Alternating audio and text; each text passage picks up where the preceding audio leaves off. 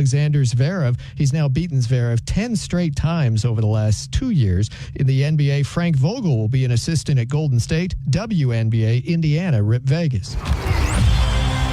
Live from the heart of SEC country, this is your daily fix of grit, guts, and gridiron glory. Welcome to the Deep South College Football Show. Bowen, here he goes! Georgia retakes the lead! Breaking down the biggest matchups, the boldest takes, and the deepest rivalries in college football on Tide 100.9 and 1230 AM WTBC. Intercepted! They confused him! Xavier Brown headed the other way! Touchdown Tide! From Fayetteville to Gainesville, from the Grove to Toomer's Corner, it's SEC football. Chandler delivers! Touchdown! Now, here's your award-winning host, Wyatt Fulton.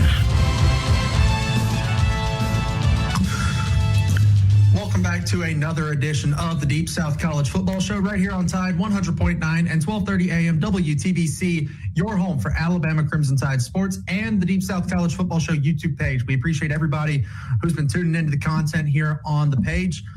We got the gentleman hanging out with us here in the studio. Whitman, I don't know what we said regarding Ole Miss, but that video started to do really well. Last I checked, it had over 800 views on YouTube. And so small page like we are right now, you got to take the wins where you can get them here. Whitman Clark hanging out with us here in the Tide 100.9 studios. I don't know what we said, but people are watching the Ole Miss one, so we appreciate everybody who did that. A lot to talk about with Ole Miss. Big name quarterback. People want to hear as much about Trinidad Chambliss as possible because, to an extent, I mean, to the average listener, you know, because you and I, Wyatt, we're not the average college football person. You know, we are the exception to the rule as guys that could tell you Trinidad Chambliss' shoe size. The average college football listener is still, this cat's kind of a mystery because Ole Miss still doesn't get as much of the recognition as the big schools. He still didn't build familiarity with the fan base going into last year as a starter. He and Pete Golding are in very similar shoes. Like, not a lot of people know a whole lot about Pete Golding because of how he took over the job. They just know him as the defensive coordinator turned head coach. Trinidad Chambliss kind of the same way. So, I mean, I'm sure there are a lot of people out there who are very interested in learning as much as they can about Ole Miss before the season, especially because this is as high as they've been ranked in a long time. It has been. So we appreciate everybody who tuned in to us talking about Ole Miss. And strangely enough, Kentucky did really well as well. It's got over 300 views as well. And hey, new head coach, I get it. It's an exciting time in Lexington. Yeah, but no, I have no explanation for that. That one I got nothing for. We'll take it. We'll take it, though. We appreciate everybody who checks us out on the channel. Be sure to check out the Deep South College Football Show on YouTube. If you're here on the YouTube page, we greatly appreciate it. Be sure to leave a like, leave a subscription, and comment. Hey, you never know. We may have enough time in our day to respond to, and we love interacting with the callers, the listeners, the whole 9 yards here. Speaking of high-profile quarterbacks, like we mentioned with Ole Miss and Trinidad Chambliss, today is Texas A&M Day. As we take a look at Marcel Reed, Mike Elko, you see Des Riggs as well there, the big cornerback there for Texas A&M, who's back for another season. Today we talk Texas A&M, and this is another one that's going to be really interesting today because last season, right? Let's rewind 365 days. All right, Texas A&M. We don't really know what's going to happen with the Aggies, right? New quarterback in Marcel Reed, who kind of got some playing time in 2024, but not a ton of reps that season. New roster, head coach Mike Elko, kind of an interesting position, right, with the way that they went about hiring Mike Elko. But even still, a lot of promise in College Station. We know that they can bring in talent better than most other teams in the country here. And then here comes Texas A&M, right? All right, they win their first game. Cool. Week 2, they go on the road and they beat Notre Dame. And you're thinking, okay, wait a minute now. Could Texas A&M be something here in 2025 here? And then they just rattle off a really, really strong stretch of games there. May not have been the best opponents, week 3 they beat Notre Dame. So you beat UTSA in week 1, you beat Utah State week 2. Here comes Notre Dame in week number 3. You go to Notre Dame in week number 3. You beat them by a point, 41-40. You enter SEC play. Kind of struggled with Auburn a little bit, but Auburn at the time had a lot of promise. Mississippi State, 31-9 victory. You blow the doors off of them. You blow the doors off of Florida there. You blow the doors, you're in a rock fight with Arkansas. in what Arkansas loved to do last season in a bunch of one-score games here. But you beat Arkansas. You go to Fayetteville and you face the adversity of a team who's really hot on offense, and you come out victorious there. So now we're 7-0 looking at Texas A&M going, wait a minute. Could the Aggies be something this season? Could the Aggies be a legit contender this year in the SEC? Yeah, they haven't played, anybody but Notre Dame, right? Auburn, not too high in the SEC standings by that point. Mississippi State, Florida, Arkansas, not great last season for any of those programs there, but they're undefeated and they're finding ways to win, and they're hanging their hat on that Notre Dame win in week 3 there, a team that we now know probably should have ended up making the college football playoffs. They were a good team last year. Quick question. Did he start 7-0 last year, Mike Elko, in his first season at Texas A&M, or was last year his second? That's a great question. Will you look that up for me? I can't tell if he's a second or third year guy. I just can't remember. I'll have that for you in a second. Let me double check here with Mike Elko. I want to say it was his second season. He's 19 and his second season with Texas A&M. So second year head coach, he takes that big step as a program, right? We always say year one is kind of just survive year one, right? Especially with the era of the transfer portal right now, where it's just kind of figure it out, right? Because if you get hired, your entire roster is ready to go or ready to, abuse you for a little bit more money here and there. Just make sure you have a heartbeat and a pulse after your bowl game. Yeah. Or if you're Alex Golesh after the Iron Bowl. Have a heartbeat, have a pulse, just survive year number one, right? Year number 2 is where you come in and you say, okay, I got some of my guys on the roster now, still got some holdovers from the old staff, but I got most of my guys on the roster at this point. We've established what we want to do. We've established what we're going to be as an NIL type of fight with this program here. Year 2 is a big step. Year 3 is almost always a breakout year if it's a really good head coach. We talked about that with Jeff Levy entering year 3 at Mississippi State now. Well, Mike Elko in year 2 completely blew by that take a small step forward type of ordeal. He rattles off 11-0 for Texas A&M last season. A spot in Atlanta on the line. Exceeding expectation is one thing. Defeating a negative connotated mantra of a school is a completely different. I mean, to go win a bunch of games at Texas A&M is one thing, but for people to say, okay, maybe Texas 8-4 doesn't apply here anymore. Because I remember they were 10-0. We said it all last year. They were 10-0, and I still thought they'd finish 8-4. I just wasn't sure how it would happen. We said it last year, man. Like Texas A&M, they've done such a good job of bringing in all this talent with Kevin Sumlin and Jimbo Fisher, and yet it always seems to be 8-4, right? It always seems to be 9-3, 8-4 for Texas A&M. So, hey, Mike Elko's kind of shedding that label now at Texas A&M. They go to LSU and beat the ever-loving tar out of the Tigers, and what we now know is Brian Kelly's final game as a Bayou Bengal down there. They go to Missouri and they shut down Ahmad Hardy and they win that game. And then here comes South Carolina, right? And South Carolina jumps out 30-3 over Texas A&M. And Whitman, I think you and I were texting during this because Alabama was playing at that same time. I think Alabama was playing Oklahoma that week. Yeah, Alabama was playing Oklahoma that week. So we have a big game in Tuscaloosa that we're covering, but we're keeping an eye on South Carolina and Texas A&M, right? Whitman, I think you and I were texting at the time, and you said something along the lines of, there's the Texas A&M we know. There's Texas 8-4. One of us said something along those lines there. You'll have to give me a second. I'm actually scrolling back through. My messages delete after 30 days because I text so many people, so I don't have those messages. But if you do, see if we can figure out what we said about that game. Do you have an idea of what day that was going on? Oklahoma? That was Saturday, November 15th was that day. No, I text a lot of people about it. Maybe on Instagram, but not on iMessage. I text a lot of people during college football games, so it may have been you, it may have been my buddy Ryan, it may have been my buddy Will, it may have been, just some random guy that I know that happened to text me about Texas A&M. It may have been that imaginary friend that you keep trying to convince me and Jackson is real, but Wyatt, he's not in the studio with you right now. Maybe it was my imaginary friend Jackson here. And then Marcel Reed leads that comeback, finished the day with 439 passing yards. Casey Concepcion had 158 receiving through the air there. They come back and they storm back.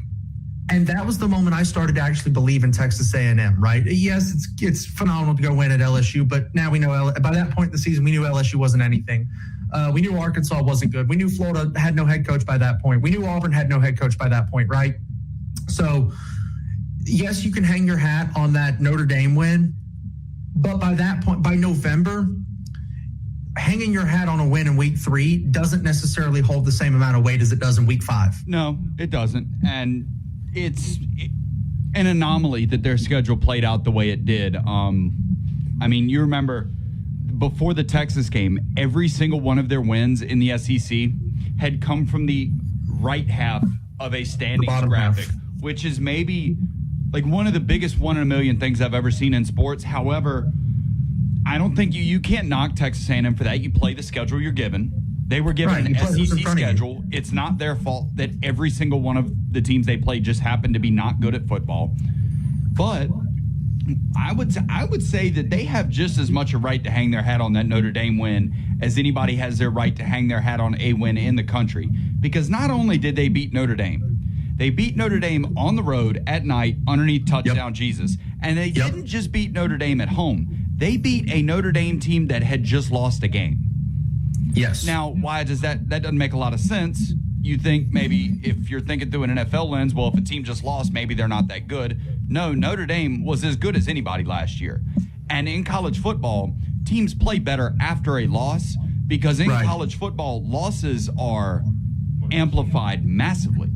Notre Dame was fighting for their life at that point in the game. And if it weren't... They're motivators. I mean, yes, that game was their do or die. And it's the only reason they're not in the college football playoff. So for Texas A&M to pretty much eliminate a Notre Dame before October out of the college football playoff race, awesome amounts of credit to Mike Elko and staff for what he was able to do. Absolutely. Absolutely. And then they go to Austin, Texas.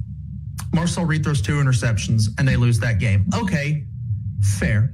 Lone Star Showdown. It's in Austin. It's a night game the day after Thanksgiving. Okay.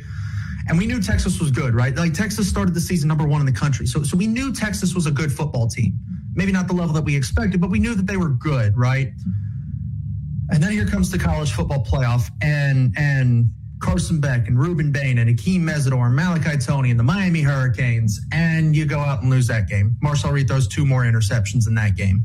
In a windstorm, by the way. I was going to say, that kind of falls under the category of just weird college football games in my eyes. Now, I would probably point to when Alabama lost to Michigan in Tampa Bay a couple of years ago in their bowl game.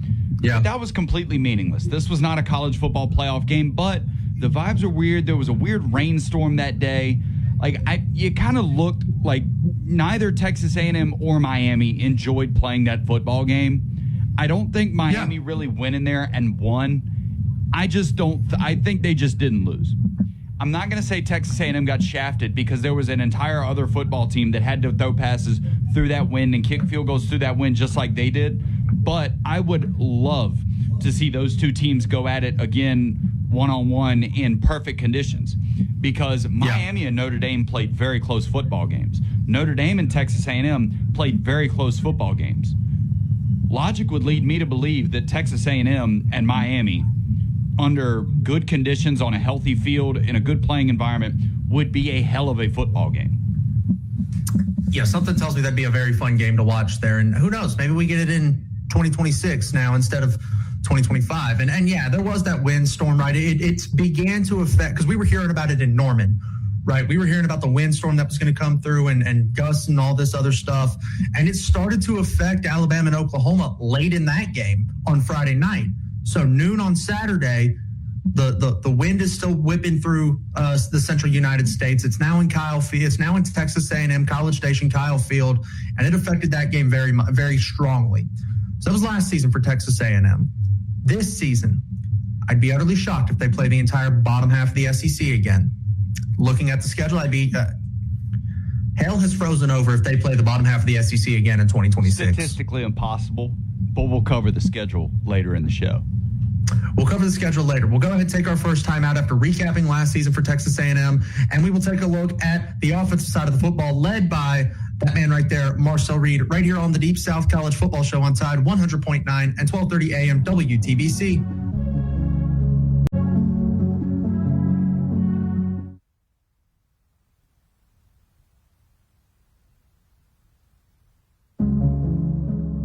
9. Join us starting on July the 20th for SEC Media Days live from Tampa, Florida, presented to you by Pearl River Resort and the Sportsbook at Golden Moon Casino.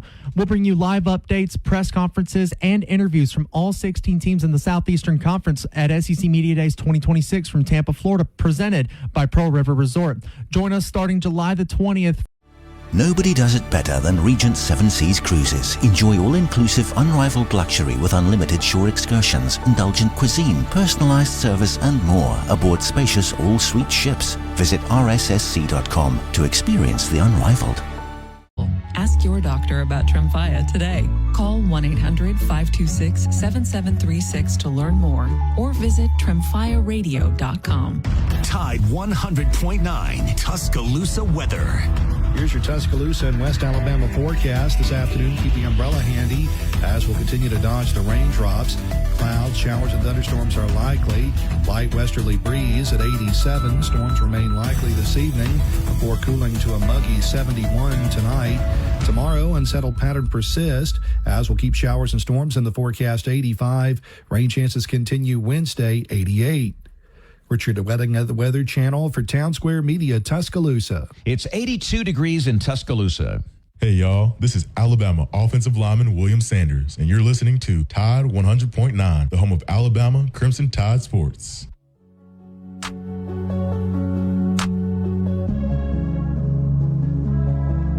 Welcome back to the Deep South College Football Show. We preview Texas A&M's we recap Texas A&M last season in the previous segment. In this segment here, we're going to go over the offensive side of the football, and it's led by Marcel Reed, returning for his second full season as the starting quarterback in College Station here. You look at Marcel Reed last season for Texas A&M, 3,100 passing yards, 25 touchdowns, 12 interceptions. But with a guy like him, you also got to take into account the rushing totals, right? 493 yards and 6 rushing touchdowns for Marcel Reed last season. And Whitman, about mid-season there, about that LSU game, we started hearing buzz, hey, Marcel Reed, Heisman? Marcel Reed in New York? And the game against Texas kind of killed that thought process. But there was a period of time there where Marcel Reed may have been one of the hottest quarterbacks in the country. No, he was part of that small revolving door there, I think, between Ty Simpson, obviously Marcel Reed, and John Mateer, for really, really good SEC quarterbacks that all kind of took their turn being either a Heisman favorite or a serious Heisman contender. Of course, John Mateer was probably the first one out of those three to elevate his name. Then he broke his thumb. Ty Simpson probably followed suit, going on that streak of 4 straight ranked wins and 4 straight Saturdays in the SEC. Never been done before, literally unheard of. And then, he started to get banged up a little. The offensive line kind of hindered him as the season went along. And then Marcel Reed the football game started to get a little bigger, and he started to back up, back out of the spotlight just a little bit. If you're going to make that late season Heisman push, the one that actually gets you to New York, you need to play good football in October and great football in November. And unfortunately for Marcel Reed, I think he just kind of flipped the script and played his best ball a little too early in the season. They returned their leading rusher in Ruben Owens, 639 yards and 5 touchdowns. Le'Veon Moss was also in that running back room. He dealt with some injuries throughout the course of the season, so he finished with 404 yards and 6 touchdowns. Kind of a three-headed monster in the run game last season for Texas A&M with Moss, Owens, and Reed. You didn't really know how to stop all three of them. But Le'Veon Moss, like I said, dealt with a little bit of injury last season, so Ruben Owens was the leading guy. He's back for another campaign there in College Station. You've also got Jamarian Morrow, sophomore for Texas A&M, who is the projected backup running back, right? Or that second that 1B running back, right? Because in college football nowadays, you almost never have a true bell cow. Even a guy like Jeremiah Love, he split carries with Jadarian Price, right? Alabama's been rotating running backs for the last couple of seasons. Georgia had Chauncey Bowens and Nate Frazier. I guess that is a good point. However, most first-round running backs don't have another first-round running back in the backfield. This is true. That helps. But I guess you're right. I mean, the last true bell cow we've seen was almost certainly Ashton Genty.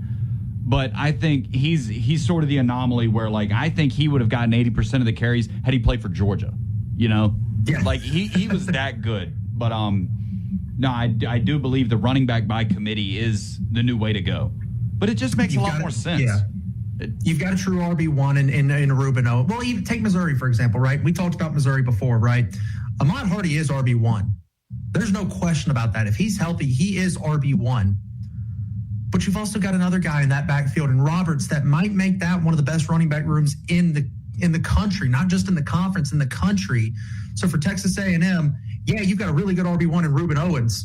Your RB2, though, needs to also be a guy that can, in the event that Ruben Owens is having a down game or is banged up, you need an RB2 to come in and still be able to handle a 15 carry workload and rush for 100 yards on any given Saturday. If your Ahmad Hardy needs a playoff, I would certainly rather just have him come to the sideline and let the second stringer go in and have to chip block Colin Simmons or Dylan Stewart rather than here's your playoff, go block a defensive end, and then you run it three more times. Yeah.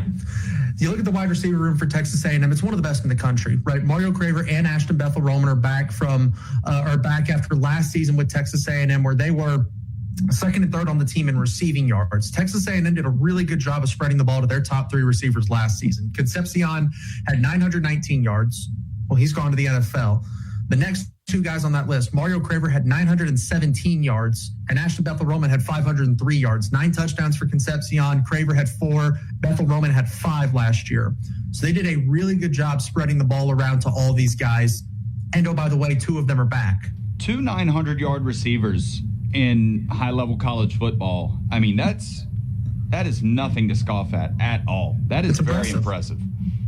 And had they beaten Miami, maybe it's 2,000-yard receivers because they'd go on to play they'd go on to play Ohio State, and you know that they were going to put up points against the Buckeyes. Certainly would have been indoors too, so they wouldn't have had to deal with the rain. They'd have been at home in Dallas, Texas, or close to home in Dallas, Texas. I mean, adds up.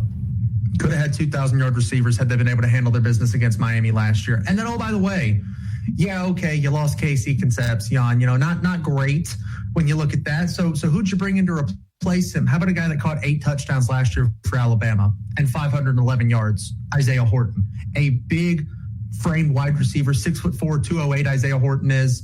I look at this receiver room, and top to bottom, it might be one of the best in the SEC.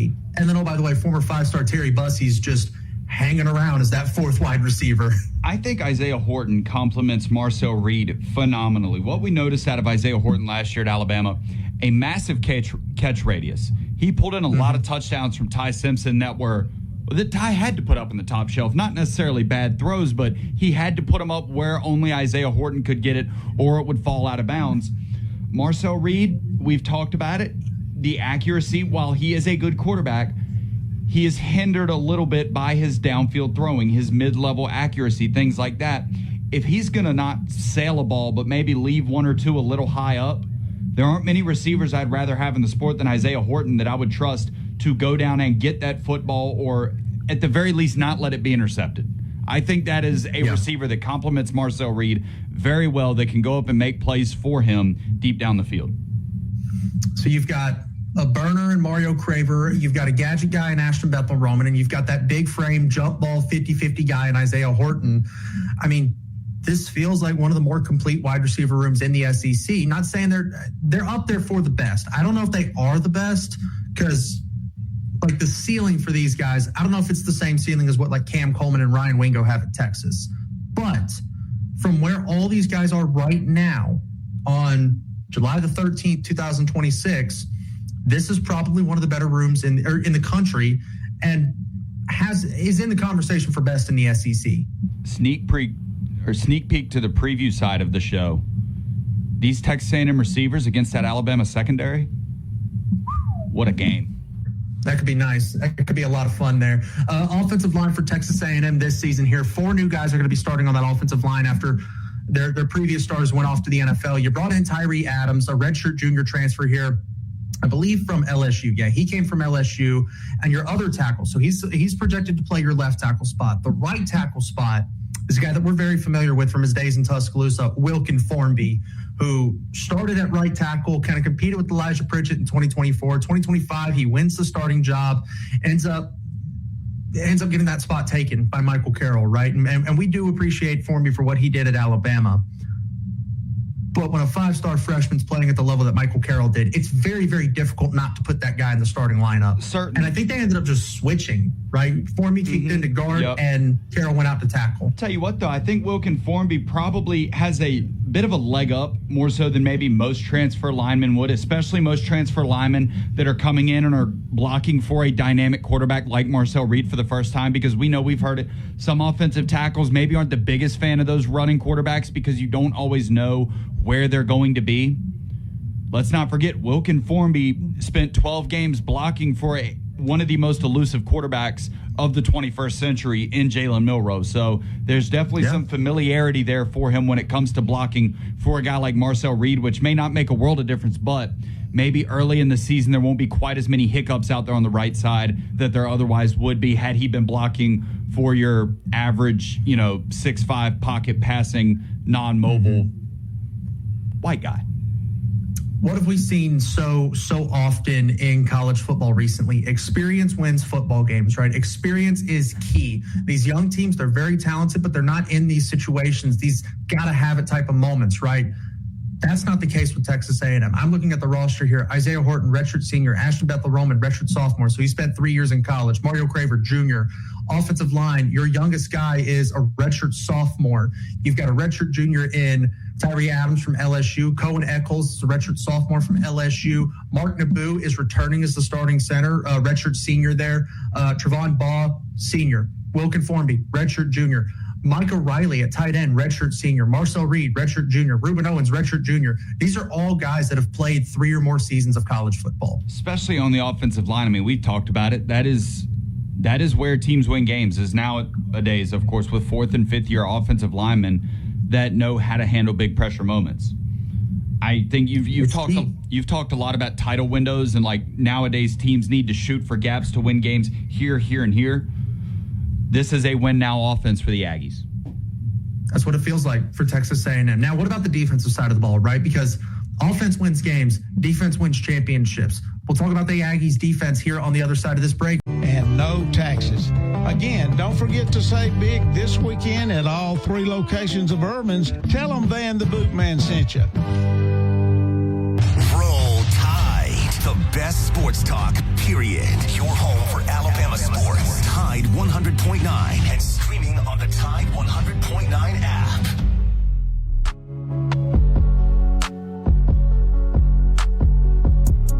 We'll try to be a little quick with the defense because we are short on time here for the radio side of things here. Defensively, though, for Texas A&M, you've got to replace Cassius Howell, right? A guy who led the SEC in sacks in the regular season and kind of for those of us not in College Station, I'm sure Billy Lucci and all those guys over there that cover Texas A&M, I'm sure they did a great job of kind of pegging that Cassius Howell was going to be the guy this year in College Station. But we do talk SEC, but our primary coverage is Alabama, right? So we maybe didn't necessarily pick up on Cassius Howell until he was already establishing himself as a stud for the Aggies. But you got to replace him. So who do you replace him with?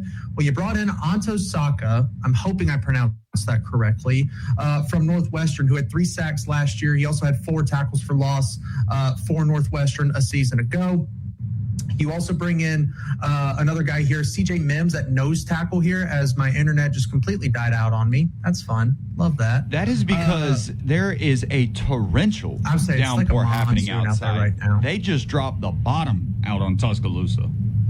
Here we go. All right, you brought in CJ Mims from North Carolina. He's another guy that had 42 tackles, 2.5 tackles for loss, 2 sacks last season there for the Tar Heels and Bill Belichick. So somebody who's got a little bit of that NFL coaching here. You do return DJ Hicks, a senior on that defensive line at defensive tackle, had 6.5 tackles for loss and 3 sacks last season here. And then the other edge spot here, again, as I'm trying to pull this up, the other edge spot here for Texas A&M, you've got Marco Jones as a outside linebacker and Damian Sanford as an inside linebacker here for Texas A&M. So Texas A&M, yeah, you may have lost Cassius Howell, but you do return a lot of really talented guys in that front 7 defensively. And I don't think Mike Elko would allow a Texas A&M defense to go out on the field without being his special brand of elite. I mean, he's a defensive guy. No, so it would make good sense that he's, despite Marcel Reed, Mario Craver, Isaiah Horton, all that, he's going to focus on his defense before anything else. He will put out a good unit in the fall of 26. your kind of crown jewel, or at least that's the way I look at it here, of this defensive transfer portal class for Texas A&M, comes from Tulsa, and linebacker Ray Coney, who's a senior. Last season for Tulsa Whitman, he had 129 total tackles, 7.5 for loss, 2 sacks, 4 quarterback hurries, 1 forced fumble, and capped it off with 2 pass breakups. When you got to replace a guy like York, who left for the NFL last season, Ray Coney's a dude that it almost feels seamless, right? And like you mentioned, Mike Elko's a defensive-minded head coach here. We know he's probably going to field a very, very prolific defense in College Station. You know what 129 tackles sounds like to me? This kid could play football at any level, because you don't make 129 tackles without sideline-to-sideline speed. You obviously need that in the Power 4. You certainly need it in the SEC. 129 tackles. I mean, you get 129 tackles in high school. That leads me to believe you can move around a field.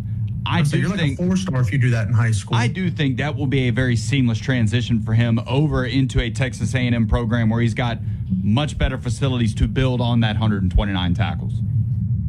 The secondary for the Aggies here, it's all guys that were on this roster here a season ago here for Texas A&M, starting with a dude in Des Riggs, who you see on the screen there, transferred from Alabama a couple of seasons ago, 26 tackles, 6 pass breakups last year with Texas A&M yet again here. Again, it's a lot of veteran guys on this Texas A&M roster, especially in the secondary. Des Brooks, you've also got Dalton Brooks here as your strong safety.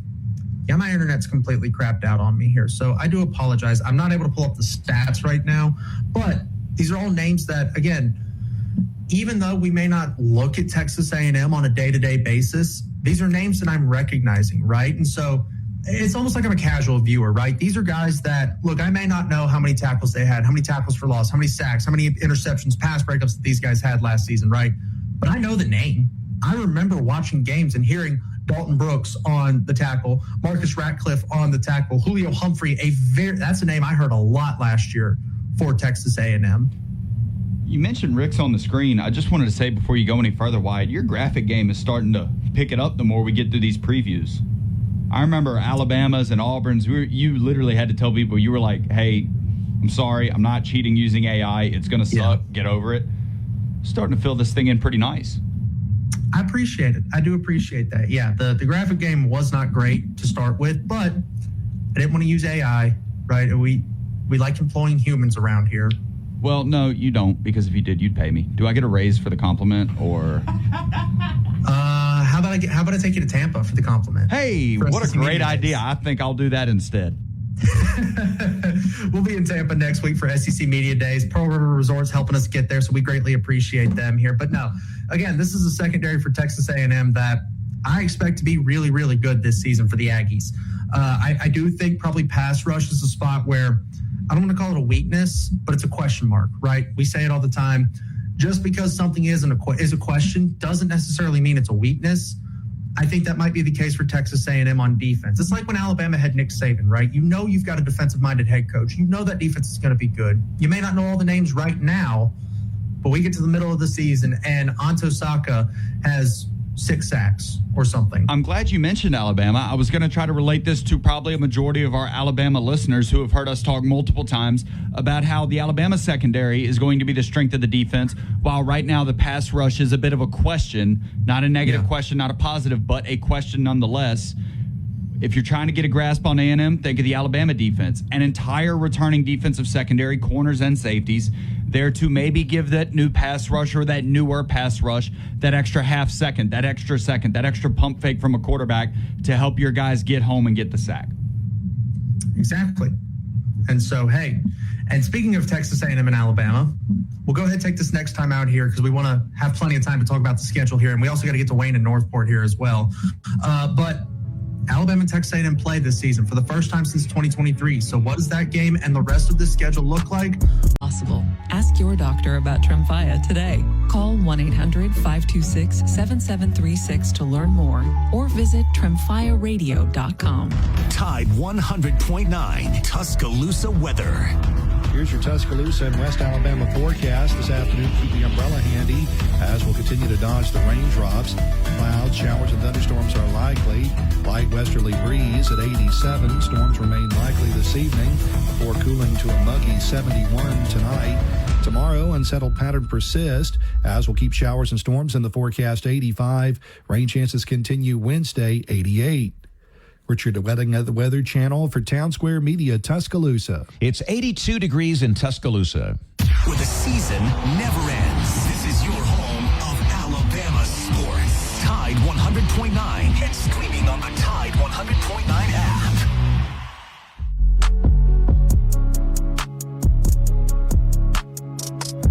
We talked offense, we talked defense. Now let's take a look at the schedule here for Texas A&M. And it opens up with Missouri State, kind of getting that. We've seen that a lot from the SEC this season, right? Not a ton of those marquee week one games. However, it's kind of a, hey, let's ease into the season here, right? Let's make sure we know what we're doing prior to one of our big non-conference matchups here. And this could be a sleeper game with Arizona State coming to Kyle Field in week 2 at 11 a.m. on ABC. I'm really excited to watch this. This will be the game on before Alabama, Kentucky. So we'll have that to watch.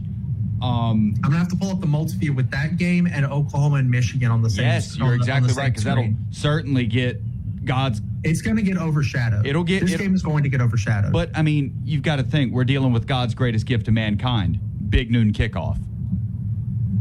However, oh no, I will say, I don't think there's a team better prepared to deal with College Station noon heat in the middle of September than a team from Arizona. Yeah. Going to be a lot. This could be better as if it was like Texas Tech. Going to be a lot of sweat on Kyle Field week 2. That much I can promise you. Blood. I mean, they're going to lay it all out on the line there in Kyle Field. You open SEC play at week 2 against Kentucky. Man, that sucks for Will Stein, man. Hey, welcome to the SEC. Your first game, Alabama. Your second game, week 3, you got to go to Kyle Field. Not a great start for Kentucky. They go 1-1 in that stretch. I don't care. Hang the banner. Well, for Texas A&M and Alabama's sake, maybe don't go 1-1 in that stretch because there's going to be a lot of questions around College Station or Tuscaloosa if you pull off an upset there. You get the rivalry game, the old rivalry game with LSU there in week 4, September 26th. And LSU, you go to Baton Rouge, but keep in mind that's fresh off the Magnolia Bowl with all the emotions of Kiffin going back to Oxford. Could LSU... This is another one. If this was in Kyle Field, I'd circle it and say, look, this is a trap for LSU. And I understand you're thinking A&M's going to be ranked higher. How the hell is that a trap? Because if LSU beats Ole Miss, they're going to be riding high. Jump. They'll make a jump. And depending on preseason rankings, it could be over Texas A&M. But this is a trap for LSU because if you win against Ole Miss, you could be looking at a letdown spot after Texas A&M beat you last season, right? Or if you lose to Ole Miss, your season could very quickly snowball in a bad way if you go out and lose to Texas A&M, who, for the record, this is the second straight season, I believe. Is it? Yeah, second straight season that A&M's got to go to Baton Rouge. So I will say, though, did it last year. There are a lot of places I'd like to be a fly on a wall. The Baton Rouge football facility, for those 2 weeks, I would not, because the level of motivation, testosterone, and just pure hatred to anything they see not wearing purple and gold, like they're swatting flies in the LSU facility for those 2 weeks. They're hitting them hard. Yeah. They need to hit. They're going to hit those flies hard there. Roll into the month of October. You got the rivalry game against Arkansas that used to be played in Dallas, Jerry World, but Jerry got tired of it. I was going to say, I don't know exactly why, but my reasoning is Jerry got tired of seeing Arkansas get beat in his own stadium and said, hey, get the hell out of here. I don't think you need another reason. I mean, that makes all the sense you need. I'm sure it made money for the Dallas for AT&T Stadium, for Dallas Cowboys. I mean, Jerry Jones loves one thing more than missing the playoffs. It's money. That it is. You go to Missouri on October the 10th, a random game against the Citadel on October 17th on the SEC Network Plus. That's a win right there. That's a cupcake game. They'll sneak up on you, though. Ask Alabama. That's a cupcake game. Speaking of Alabama, you end the month of October going to Tuscaloosa for Alabama's homecoming game. You had mentioned it earlier, Whitman. These receivers against the Alabama secondary might be matchup of the year. One of them. Oh, yeah. Because Alabama doesn't play Texas, so they can't stop or line up against their guys. And I don't think outside of Texas that there's another team in the conference with receivers like this. I mean, Dejon Lee, Isaiah Horton, Xavier Brown. Mario Craver. Red Morgan, Ashton Bethel, Roman. I can't wait. Absolute cinema. It's going to be a great matchup. Let Isaiah Horton run that deep cross. Bray Hubbard going to be sitting there ready to put both of those bars on that face mask right in between the numbers. And I mean, those are guys, they played last year, right? Horton was on Alabama's roster last year, so he's practiced against these corners. That's one that I'm kind of looking at as like, all right, is Isaiah Horton going to have a big day against Alabama? Because he's practiced against those receivers. He knows what those he knows what those DBs like to do, how they tend to jab at the line of scrimmage, right? Or if they're playing back, can I trick him with the stutter step, right? But Isaiah Horton knows all that. But those receiver or those DBs know what he likes to do too. Those DBs know how he likes to release, how he likes to hand fight, how he likes to get off the ball, what his mannerisms are when he comes up to the line of scrimmage. I think maybe a little early, do we go ahead and pencil in Isaiah Horton as the X factor for that football game? Or the Isaiah Horton matchup? I would say yeah. Throughout the entire point of the game. Because he's going to make a play. Like everybody wearing crimson on Saturdays, they know he makes plays. He's probably going to catch a touchdown in Tuscaloosa. Does he catch 3 or does he catch 1? That's the difference maker. By that point in the year, everybody who's wearing some shade of the color red, crimson or maroon, they're going to know how good Isaiah Horton is. Alabama learned it last year. A&M's going to learn it this season. November the 7th, you start the month of November, avoiding South Carolina in October. And South Carolina's got that one circled saying, hey, we had them on the ropes last year. We had them dialed in last year. Can we do it on our home turf now? Can we beat them in Williams-Brice Stadium? Because they had them up 30-31 or up 30-3 last season, and you lose 31-30. South Carolina, because we've also previewed the Gamecocks already, that might be Shane Beamer coaching for his job at home. And I don't know. Unless A&M's like a one-loss team going in there, and you could explain a 3-point loss, but that would be huge for the Gamecocks to win that game. That would also probably be detrimental to A&M to lose that game. 100%. That's got to be at least their second loss at that point, looking at either LSU or Alabama. Could be tough. Could be really tough there. Tennessee at home on November the 14th, and then you end the season with both sides of that Red River shootout game. November 21st at Oklahoma. November 27th, Texas. Yeah, no, they end Texas the season. Beat you 2 seasons ago. They end the season with pain. That's how they end the season. They end the year with the Red River shootout. So Whitman, we've looked at the schedule here now. I'll start with you. Give me a record prediction for Texas A&M this season. They're starting 4-0. Okay. They're going 4-0. Including LSU. I foresee an LSU victory. Okay. Well, over LSU. A Texas A&M victory over LSU. They'll handle Arkansas at home. There won't be any of that DWR stuff going on over there in Fayetteville to help keep that game close. Missouri's a big question because, Ahmad Hardy, but I'll probably chalk that one up as a win for A&M as well. So, are we looking at a 6-0 start? Second straight season they've had to play both LSU and Missouri on the road. They've got it done. They've gotten it done.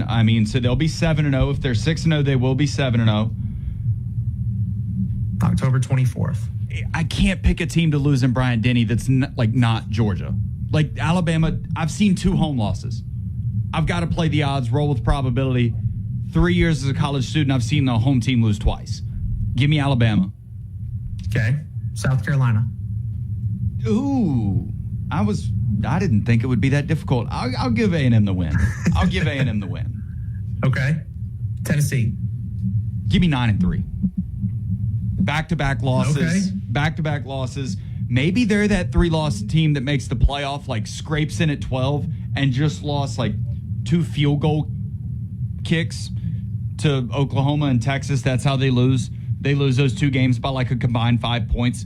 Maybe they get in, but 9-3. Going to Norman and winning, John Mateer will be in peak form. That defense will be rolling. That's going to be a phenomenal game that we haven't talked about yet. But until Mike Elko beats Texas, until A&M beats Texas, Texas is winning the football game. I was going to say, 7-0. They start 7-0. I think I'm going to stick with you here, Whitman. 9-3. I'm going to play the odds on the Alabama game. That might change come October 22nd when we do our game picks that week. That's the best part about these previews is that we can write all 16 of these record predictions that we're doing on a whiteboard with a marker. And then the second week one gets here, we wipe those things clean and throw them straight in the trash. Yeah. October 22nd, I don't know what the hell I'm going to decide that day because we'll be, 7 games deep into the season by that point. So is Alabama riding hot? Is Texas A&M riding hot? Is Marcel Reed the runaway Heisman favorite at that point? Is Alabama a 2-loss squad, 3-loss squad going into that point? Is Keelan Russell the second coming that we all expect him to be by now? Yeah. So October 22nd is going to be a fun one, though. That's going to be a fun weekend. I'm with you. 9-3. Winning in Norman is very, very difficult. And I'm playing the odds again at the end of the season there. If until you beat Texas, I'm not picking you to beat Texas. It's like Georgia, right? As good as Georgia is, I'm going to play the odds and I'm going to pick Alabama to win that game. As good as Texas A&M is, right now I kind of have to play the odds and pick Texas because they've got something over Texas A&M right now. Your mic's not on. I will be happy to be pleasantly surprised when A&M finally does it, but it'll just have to be a blind squirrel kind of thing. And if there are any A&M listeners out here right now, that would make me want to send my head through a door. Don't take offense to that. I know what beating Texas means to that school. Just got to get over the hump. And right now, I think it's just a bit of a, I think the hump's just a little too big right now. Who's letting it hang out right now? And I think Texas is hanging a little lower than A&M is at the current moment. So 9-3 for both Whitman and myself here. That'll do it for us today here on the Deep South College Football Show. Coming up next on the radio side of things will be the game with Ryan Fowler right here on Tide 100.9 and 12:30 a.m.